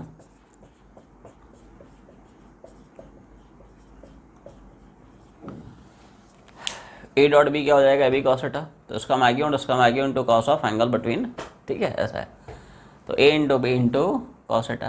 क्लियर है? ठीक है भाई। तो यहाँ पे थोड़ा ध्यान दें, अगर ये थीटा है V और B का, है ना, ये क्या है, और ये सब थीटा है DL और V क्रॉस B का, क्या, in between DL and V cross B। समझ पा रहे हो? लेट्स स्टार्ट विथ P, है ना, P में क्या होगा कि नहीं होगा, थोड़ा ध्यान से देखें। असलियत में ये इस तरह की पिक्चर है, ठीक है, ये तुम्हारा कंडक्टर है, थोड़ा सा विजुअलाइज कर, ये कंडक्टर है, उसकी वेलोसिटी ये है और मैग्नेटिक फील्ड ऐसा है, तो क्या V और B के बीच का थीटा तुम्हें 0 दिख रहा है? ये सुनो, आवाज़ नहीं आई, अरे ध्यान से देख, P के डायरेक्शन में अगर वेलोसिटी होगी और उस डायरेक्शन में मैग्नेटिक फील्ड है तो हो गया ना यार, V और B पैरेलल। असलियत में ऐसे सोच, ये नॉर्थ पोलू है, ये साउथ पोलू है, और ये कंडक्टर है, और कंडक्टर को ऐसे चला रहा है, कुछ कुछ कुछ कुछ कुछ कुछ कुछ कुछ, है ना, तो उसकी वेलोसिटी और जो मैग्नेटिक फील्ड है सेम डायरेक्शन में हो गया ना रे। तो ये जो थीटा है, थीटा V एंड B, इनके बीच का सब थीटा 0 हो गया, तो ये जो साइन 0 होगा वो 0 हो जाएगा, है ना, जिसकी वजह से कोई भी EMF इंड्यूस नहीं हो पाएगा। अच्छा, इसका बिल्कुल सिमेट्रिक पॉइंट क्या Q दिख रहा है? ये सुनो, अगर Q की डायरेक्शन में चलाएगा तो क्या ये वाला थीटा तुम्हें 180 दिख रहा है? ये सुनो, अगर इसी को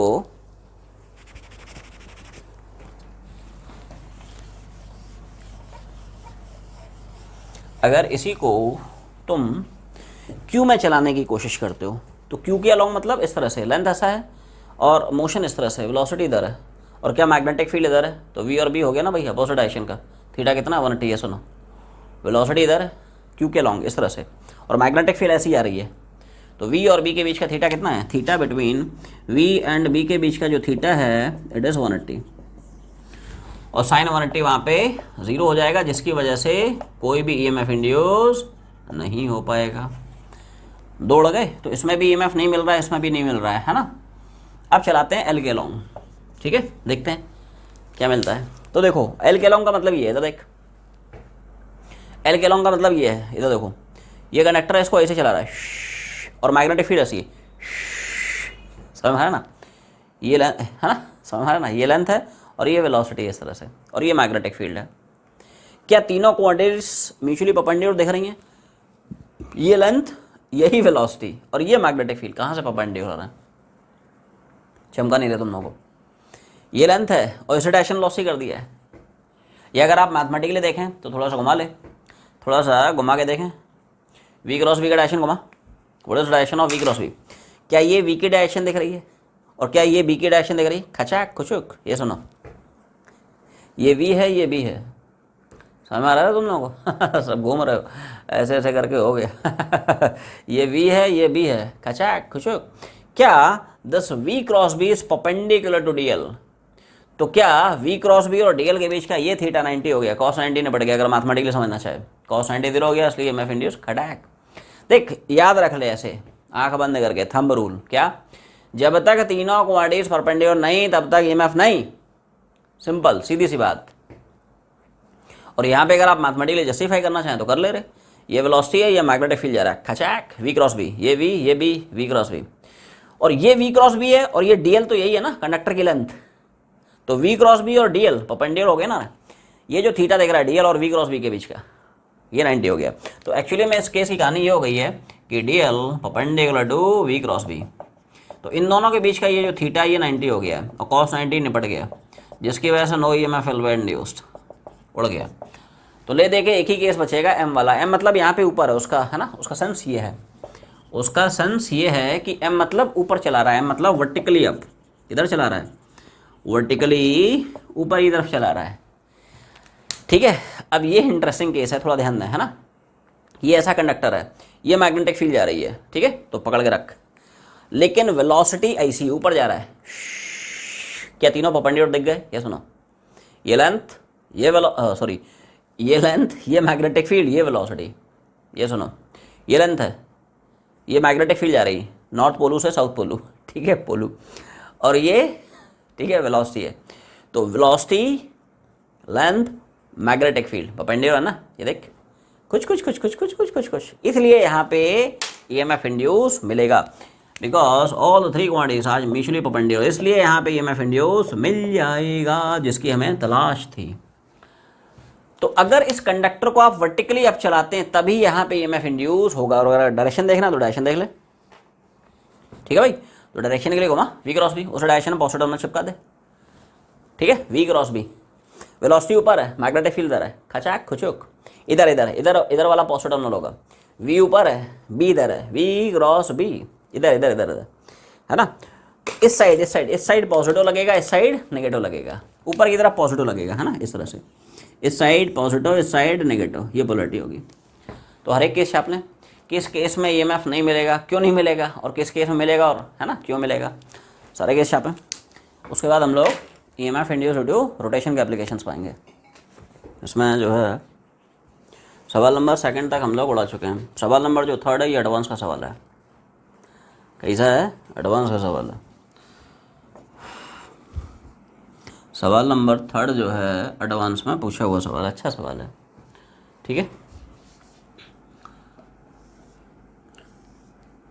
it is based on EMF induce due to rotation of rod. तो इसमें एक इस तरह से अपने को, है ना, उसने एक डायग्राम दे रखा है, ए से ओ तक का लेंथ L है, ये वाली पार्टी L है, और O से C तक का जो लेंथ है वो उसने 3L दे रखा है। तो उसमें कई सारे, है ना, ऑप्शंस हैं, VO माइनस VA, है ना, VO माइनस ये वो दुनिया भर का। तो पहले सवाल का, है ना, थोड़ा सा फील लें असलियत में हो क्या रहा है। ये रॉड है और उसको इस एक्सेस के अबाउट इस तरह से घुमा रहा है, कुछ, और ध्यान से देखें डायग्राम में उसने आपको अपने को डायरेक्शन ऑफ एंगुलर वेलोसिटी भी दे रखी है, इस तरह से उसने इस तरह से एंगुलर वेलोसिटी की डायरेक्शन भी दे रखी है, फील कर पा रहा, इस तरह से, ठीक है, डायरेक्शन भी उसने दे रखा है ना। तो देखो अब यहाँ पे थोड़ा ध्यान दें, ऐसे सोच, इस तरह से घुमा रहा है, ठीक है, इस तरह से घुमा रहा है। तो ऐसे सोच, यहाँ पे एक नहीं 2 रॉड्स हैं, एक का लेंथ L है, दूसरे का 3L है, क्या दोनों के दोनों अपने एक एंड के अबाउट घूम रही हैं। एप्लीकेशन ऑफ केस 1, ये सुनो, जब भी रॉड अपने एक एंड के अबाउट घूमता है, क्या EMF इंड्यूस का हम लोग ये फॉर्मूला पढ़े हैं, ये सुनो, हाफ BL स्क्वायर ओमेगा, एक एंड के अबाउट। ध्यान सोच, क्या ये रॉड इस एंड के अबाउट घूम रही, कुछ, ध्यान सोच, ये रॉड अपने एक एंड के अबाउट तो घूम रही, कुछ, इस तरह से, ठीक है। तो पहले AO पे, है ना, हिट करते हैं। तो AO में जो EMF इंड्यूस होगा, यही फॉर्मूला घुमा रहा हूँ, हाफ BL स्क्वायर, इसका लेंथ मतलब L चिपका दिया, इसका लेंथ कितना है, ठीक है, और ओमेगा तो ऑफकोर्स, है ना, ओमेगा ये। अब OC में आ जाए, OC वाले में कितना EMF इंड्यूस होगा, है ना, फॉर्मूला वही है, बस लेंथ की वैल्यू चेंज हो जाएगी। ये सुनो, 3L कितनी हो जाएगी, B वही ओमेगा वही है, रॉड अगर है ना रिजिड बॉडी का रोटेट कर रही है तो उसके हर एक पॉइंट की हर एक पार्टिकल की एंगल वेलोसिटी सेम होती है ना। तो एल कीजिएगा बस 3L चिपका दिया बाकी रस्ते से तो उसमें EMF इंड्यूस हो जाएगा कितना बोल 9/2 BL² ओमेगा। अब थोड़ा सा डायरेक्शन निपट लेते हैं, ये तो मैग्नीट्यूड हो गया, थोड़ा सा डायरेक्शन से निपट लेते हैं। क्लियर है? तो अभी एक एक करके है ना 1 बाय 1 हैंडल करें। अभी इसको छोड़ दें, अभी तुम लोग सिर्फ और सिर्फ AO पे कॉन्सेंट्रेट करो, ठीक है। तो ध्यान से देखें, क्या AO के हर एक पार्टिकल की velocity exact vertically downward direction में दिख रही तुम्हें? एग्जैक्ट डाउनवर्ड डायरेक्शन में नहीं। क्या ये सारे के सारे particle they are moving? Actually में ये पूरी की पूरी रॉड इस एक्सिस के अबाउट घूम रही है। किसी पार्टिकल की वेलोसिटी का डायरेक्शन क्या होता है? रेडियस वेक्टर के या पोजीशन वेक्टर के परपेंडिकुलर। तो इस पार्टिकुलर वेलोसिटी इसके पोजीशन वेक्टर के परपेंडिकुलर खटैक इस तरह से। एक्चुअली में 10 particle is moving in a circle of है ना 10 रेडियस, ये 10 particle is moving in a circle of 10 radius इस तरह से। ये कहानी समझ में आ रहा है? तो इसके सारे के सारे पार्टिकल्स की जो वेलोसिटी है वो नीचे की तरफ है। अच्छा, इसके लिए उल्टा है क्या? इसके सारे के सारे पार्टिकल्स की जो velocity exact vertically upward direction में होगी, ये सुनो है ना, इस तरह से जा रहा है ना, ये देखिए ये ऐसे जा रहा है। तो ये जो एलिमेंट्स है वो नीचे जा रहे हैं जो AO वाले हैं, और ये वाले जो है ना OC वाले एलिमेंट्स हैं वो ऊपर भाग रहे हैं। तो उन पार्टिकल्स की जो वेलोसिटी है, ठीक है, वो एग्जैक्टली वर्टिकली अपवर्ड्स है। फील कर पा रहे हो? ये देखो, ये वाले नीचे भाग रहे हैं है ना, और ये देखो ये ऊपर भाग रहे हैं, ऐसा है। और वैसे भी देख सकते हो पार्टिकल की जो वेलोसिटी का डायरेक्शन होगा उसके रेडियस वेक्टर के नॉर्मल, इसकी वेलोसिटी रेडियस के नॉर्मल इस तरह से है ना, इसकी वेलोसिटी इसके रेडियस के नॉर्मल इस तरह से, इसकी वेलोसिटी इसके रेडियस के नॉर्मल, ठीक है। मतलब जब ये बात तय हो चुकी है साहब, यहाँ कहीं हो है ये भाई साहब, ये हैं ये सी है, जब ये तय हो गई कि इसकी वेलोसिटी नीचे और इन सारे एलिमेंट्स की वेलोसिटी ऊपर, तो बड़ा आसान है मामला, V क्रॉस B चिपका दे, है ना। क्या करना है? V cross B। तो देखो पहले हम लोग AO में देख लेते हैं, V क्रॉस B, V का डायरेक्शन देख, B का डायरेक्शन देख, घुमा दे, V का डायरेक्शन देखें, B का डायरेक्शन देखें। ये तो देखो V नीचे भाग रहा है, वेलोसिटी नीचे है ना, और B क्योंकि डायरेक्शन बहुत इंपॉर्टेंट है, डायरेक्शन जरा भी गड़बड़ होगा तो आंसर गड़बड़ हो जाएंगे, ठीक है। अभी हम लोग चेक करेंगे है ना, sign convention place a very very very important role, है ना। तो देखो एवरीवन सी दिस, ये V ये B खचाक खुचुक, ये सुनो ये V है, ये मैग्नेटिक फील्ड है, हो रहा है V क्रॉस B इधर इधर इधर इस डायरेक्शन में। तो इस तरह से जिधर V क्रॉस B उस डायरेक्शन पॉजिटिव टर्मिनल में लगा दिया, ठीक है भाई, ओके। अच्छा अब आ जाए OC वाले में, इसके लिए किधर पॉजिटिव टर्मिनल लगेगा? घुमा, V ऊपर है, B अंदर जा रहा है इधर आ रहा है, 10V 10B, V का डायरेक्शन मोल्ड कर, V से B की तरह घुमा दे, किधर आ रहा है? हो रहा है। तो जिधर V क्रॉस B उस डायरेक्शन पॉजिटिव टर्मिनल चिपका दिए, ये लो, ठीक है। अब देखते हैं क्या क्या पूछ रहा है, ठीक है।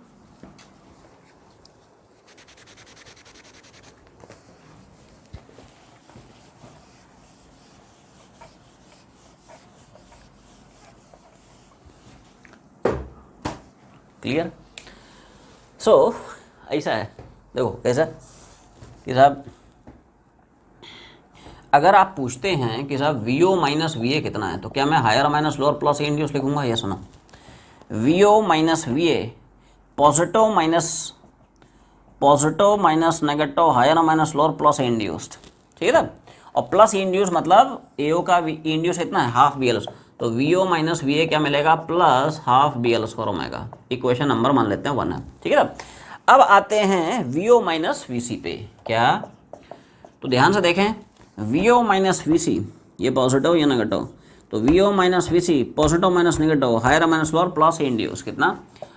प्लस इंड्यूस, और प्लस इंड्यूस मतलब क्या? 9/2 BL² ओमेगा। ये सुनो, it is plus 9/2 BL² omega.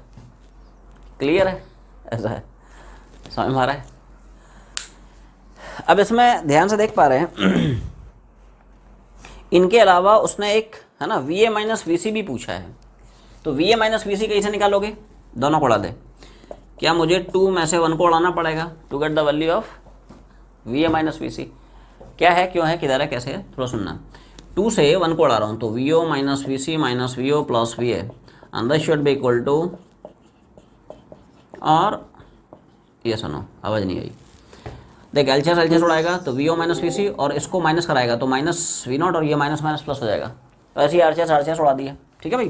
तो ये भाई साहब VO उड़ गया, क्या VA माइनस VC आ जाएगा, और ये 9 माइनस 1 8/2 मतलब 9 माइनस 1/2 मतलब 8/2 मतलब 4 हो जाएगा, ये सुनो, ठीक है। अब सारे इक्वेशंस बन गए हैं। अब हम लोग ऑप्शंस पर अटैक करते हैं। ऑप्शन ए में आ जाए, क्या पूछ रहा है? It's V A minus V O half B L square omega. रुको रुको रुको, हमने साहब क्या निकाला है फर्स्ट इक्वेशन में? V O minus V A positive है, लेकिन इसमें दे रहा है V A minus V O positive, इसलिए वो इनकरेक्ट है। इसलिए मैं बार बार बोल रहा हूँ, sign convention plays a very important role. अगर तुम्हें साइन कन्वेंशन निकालना नहीं आता तो हो सकता है बहुत सारे बच्चे ए टेक करके चले आए, which is incorrect. Option A में बोल रहा है V A minus V O positive, ऐसा थोड़ी है भाई, हमें तो दिख रहा है V O minus V A positive है। उल्टा पूछेगा अगर V A minus V O तो क्या नेगेटिव हो जाएगा? पूरे क्वेश्चन को माइनस साइन से मल्टीप्लाई करना रे, तो क्या V A minus V O हो जाएगा minus half B L square omega. तो असलियत में V A minus V O होगा minus half B L square omega, but उसमें पॉजिटिव दे रहा है इसलिए वो इनकरेक्ट है। तो इसलिए मैं बार बार बोल रहा हूँ, साइन कन्वेंशन सारा खेल साइन का है, डायरेक्शन का है ना। डायरेक्शन निकालना आता है तो तीनों chapter magnetic effects of current, magnetism और ईएमआई ये बनेंगे, अदरवाइज ठीक है भजन करेंगे एग्जामिनेशन हॉल में बैठे बैठे ठीक है। ऑप्शन बी में आ जा, V O minus V C. अब देखो everyone see this, V O minus V C क्या तुम्हारे पास ये है, और उसमें ऑप्शन में क्या दे रखा है 7/2, नॉनसेंस, मतलब 9/2 है, इसलिए वो रॉन्ग हो जाएगा। ऑप्शन थर्ड में आ जाए, V A minus V C 4 B L square omega, हाँ ये करेक्ट है ना। ऑप्शन डी में आ जाए, V C minus V O 9/2, इधर देख V O minus V C positive है तो क्या V C minus V O minus 9/2 B L square omega हो जाएगा, इसलिए वो इनकरेक्ट है। इसलिए मैं बार बार इस चीज़ को है ना रिपीट कर रहा हूँ, डायरेक्शन बहुत इंपॉर्टेंट है, कहाँ पॉजिटिव टर्मिनल कहाँ नेगेटिव टर्मिनल, ठीक है। सवाल नंबर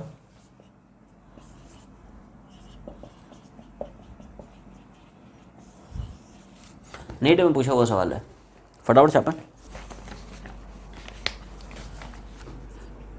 लास्ट में हम लोग एक छोटा सा कंसेप्ट पढ़े थे, विच कंसेप्ट कि EMF induce due to rotation का लास्ट केस, क्या EMF induce because of rotation of a loop.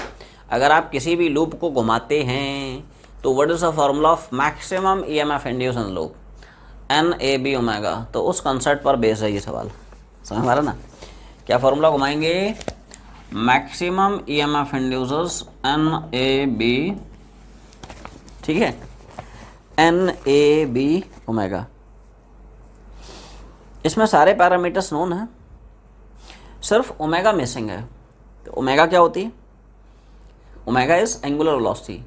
Angular velocity ना देख के उसने फ्रीक्वेंसी दी है, तो बताएगा what is relation between angular velocity and frequency. आवाज नहीं आई, ओमेगा इज 2 पाई न्यू, बिल्कुल वेरी गुड।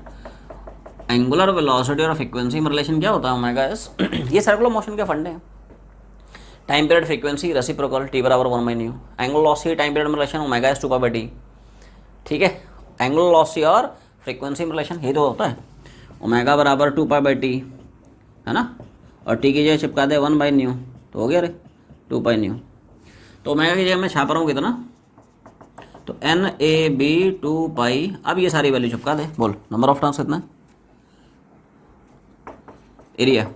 तो उसमें डायमेंशन क्या बना, रेक्टेंगल है, लेंथ इंटू ब्रेड्थ, कितना चिपकाएंगे, length into breadth, magnetic field कितना 3 × 10⁻³ पाई के टर्म्स में दिया तो छोड़ दो उसको। फ्रीक्वेंसी कितनी है 20 हर्ट्स, तो उसी को सिंप्लीफाई करेंगे, ठीक है भाई, इतने वोल्ट्स।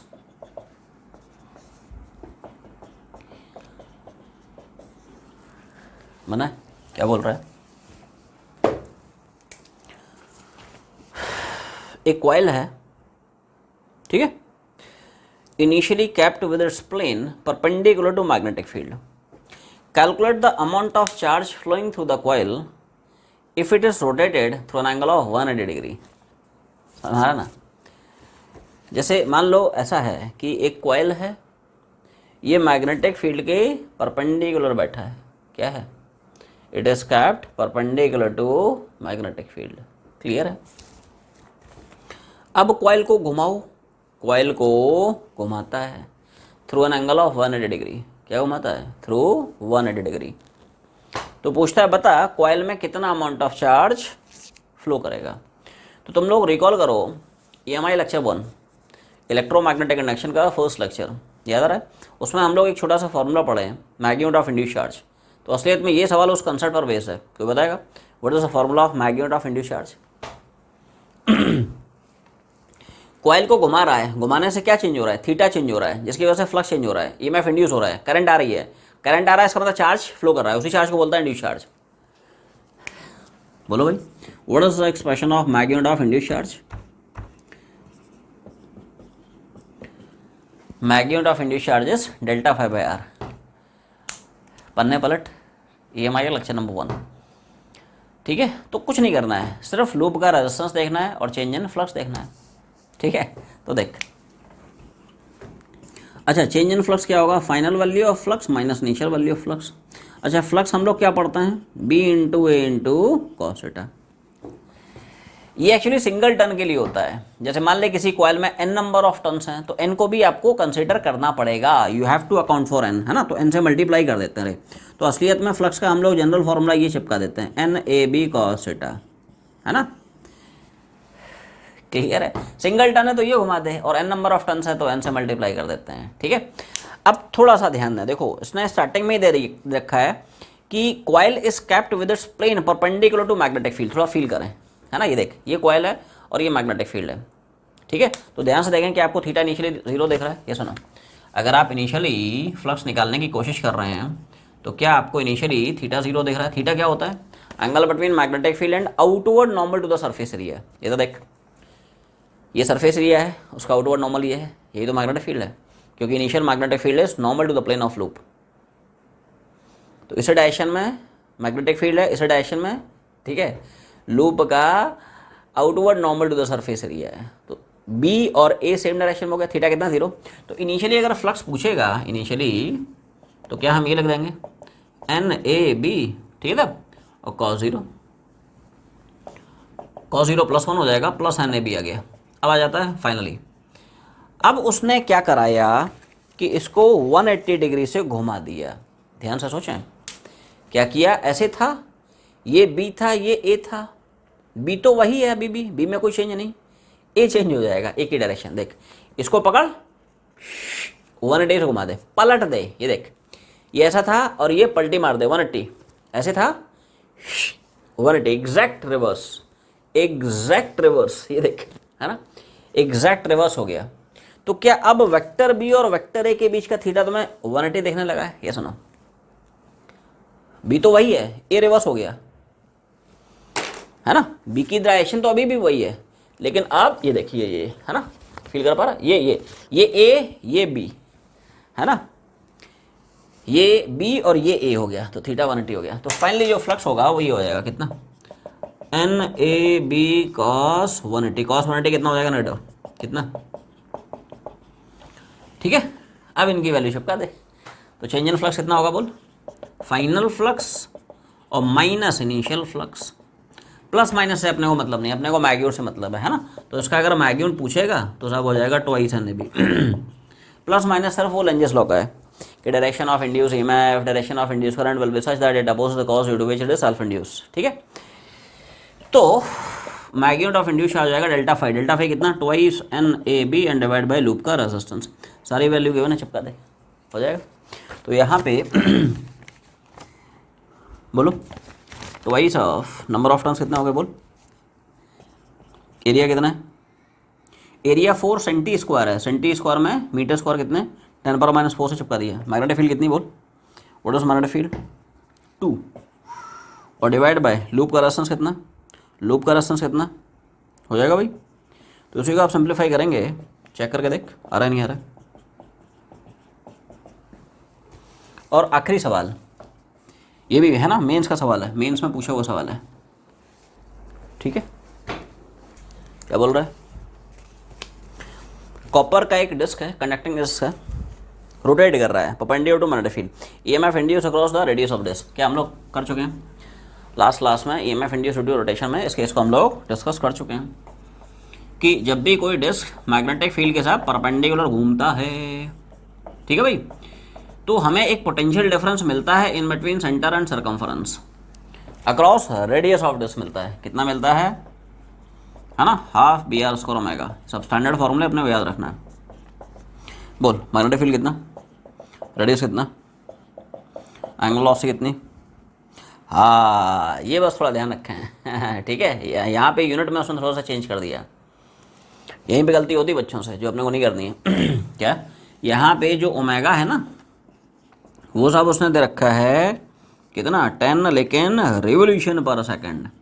इसको आपको ट्रांसफॉर्म करना पड़ेगा किसमें, रेडियन पर सेकंड। ओमेगा का ऐसा ही सिस्टम है, एम क्या सिस्टम में जो यूनिट है इट इज रेडियन पर सेकंड। तो देखो क्या हम लोगों को पता है कि जब भी बॉडी एक चक्कर मारती है, 1 रिवोल्यूशन कंप्लीट करती है, कितना रेडियन का एंगल ट्रेस करती है, ये सुनो, एक रेवोल्यूशन में कितने रेडियन का एंगल ट्रेस होता है, 2 पाई रेडियंस। कुछ नहीं करना है, जहाँ पे रेवोल्यूशन देख रहा है ना वहाँ पे 2 पाई चिपका दे, हो गया है ना। तो ये बन जाएगा आपका 10 इंटू रेवोल्यूशन की जगह 2 पाई। एक रेवोल्यूशन में 2 पाई रेडियंस, और नीचे तो सेकंड है ये। तो ओमेगा की वैल्यू आपको साहब ये रखनी है 20 पाई रेडियन पर सेकंड, ये उसकी एमकेएस यूनिट है, ये बस थोड़ा ध्यान रखें। तो ओमेगा की जगह यहाँ पे चिपका दें 20 पाई। तो उसी को आप सिंप्लीफाई करके देखेंगे, ठीक है ना। ये बस थोड़ा ध्यान रखें, है ना। Conversion factor 1 revolution equal to 2 pi radians. So अब हम लोग स्टार्ट करने वाले हैं ईएमआई का एक बहुत important concept, very important, very interesting, very amazing concept, that is self induction. पूरा जो ईएमआई का टॉपिक है उसमें 2 बहुत इंपॉर्टेंट फिनोमेना है, एक आया सेल्फ इंडक्शन, दूसरा आया म्यूचुअल इंडक्शन। पहला वाला आसान है, दूसरा वाला इंपॉर्टेंट है, दोनों ही इंपॉर्टेंट है। ठीक है, तो सब लोग एक मस्त स्टडी बनाए। Self induction very important phenomena, self induction. तो जैसा इसका नाम है वैसा ही इसका मतलब है, ऐसा इंडक्शन जो सेल्फ हो जाता है, मतलब अपने आप हो जाता है, सेल्फ इंडक्शन। Self induction. तो डेफिनेशन ये आई कि the phenomena of production of induced EMF in a coil when a changing current passes through it, it is called as self induction. बोलो क्या बोला? I repeat, the phenomena of production of induced EMF in a coil when a changing current passes through it is called as self induction। आसान भाषा में समझते हैं, शुद्ध अपनी मातृभाषा में। जब भी किसी कॉइल में चेंजिंग करंट हम पास कराते हैं तो कॉइल में एक EMF इंड्यूस हो जाता है। इस EMF को बोलते हैं सेल्फ इंड्यूस EMF, इस फिनोमेना को बोलते हैं सेल्फ इंडक्शन। थोड़ा सा चमका, डिटेल में चर्चा करते हैं, चर्चा इन डिटेल। क्या हेडिंग बनेगी? चर्चा ऑन सेल्फ इंडक्शन। और जैसे मान ले कोई अपने पास कॉइल है, जरूरी नहीं गुल्लू मुल्लू हो, ठीक है, किसी भी शेप या साइज का हो सकता है, ठीक। तो होता क्या है, अगर मान लो किसी कॉइल में हम एक चेंजिंग करंट पास कराते हैं, चेंजिंग करंट मतलब चेंजिंग करंट मतलब ऐसा करंट जो समय का फंक्शन हो, समय के हिसाब से चेंज करता हो, ठीक है। करंट टाइम पे डिपेंडेंट है। चेंजिंग करंट को हमने, समय चेंज कर रहा है तो करंट चेंज कर रहा है, टाइम समय तो बढ़ रहा है भाई, है ना, करंट भी चेंज करेगा। तो जब भी किसी कॉइल में, लूप में आप चेंजिंग करंट पास कराओगे, कांस्टेंट नहीं, चेंजिंग करंट, तो लूप में एक ईएमएफ इंड्यूस हो जाता है। इस ईएमएफ को बोलता है सेल्फ इंड्यूस ईएमएफ। क्या बोलता है? Self induced EMF. इस फिनोमेना को बोलते हैं सेल्फ इंडक्शन।